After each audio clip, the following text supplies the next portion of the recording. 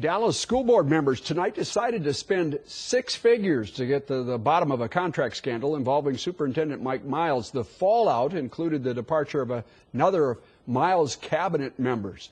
Fox 4's Natalie Solis is at DISD headquarters with that developing story. Natalie. Well, Richard, this investigation is going to cost the district up to $100,000. Now, they've hired former U.S. Attorney Paul Coggins, who has done work for the district in the past. This time around, what was an internal investigation is now being handed over to him, the outsider. They would like him to get to the bottom of several allegations against Superintendent Mike Miles. They include manipulating a district contract and even bullying. What we know so far, rather, the board voted unanimously to hire Coggins to investigate this evening. Now, much of what we know about this controversy comes from the report of investigation. It was put together by the district's Office of Professional Responsibility and posted online by trustee Carla Ranger. The investigation was initiated in the weeks following a June 13th board meeting.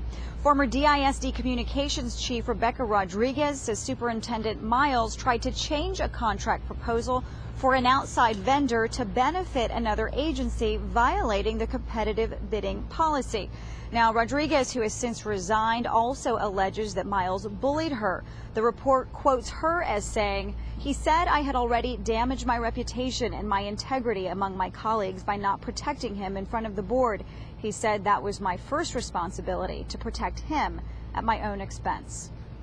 By having an external investigator, we can be assured that the report would be above board and would not be inhibited by any one of our employees. Because I'm a party of the investigation, I can't really make any comment on the investigation of itself, but as you saw.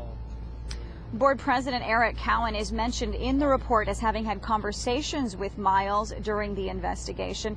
Miles denies any wrongdoing. In a statement yesterday, he says in part, "The committee makes a recommendation. My responsibility is to assure that we hire the vendor or vendors who will serve our children best and who can present the best business deal for the taxpayers."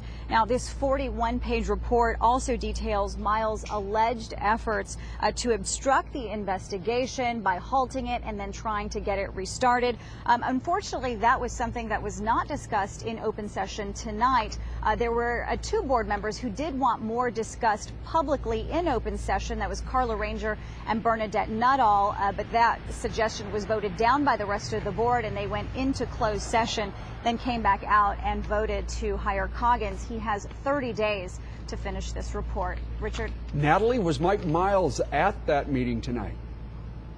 Yeah, that was something that Board President Eric Cowan addressed right off the top of the meeting, and he said it was at his suggestion that Mike Miles not attend, and so no, he was not there tonight. Natalie Solis at DISD headquarters. Thank you, Natalie.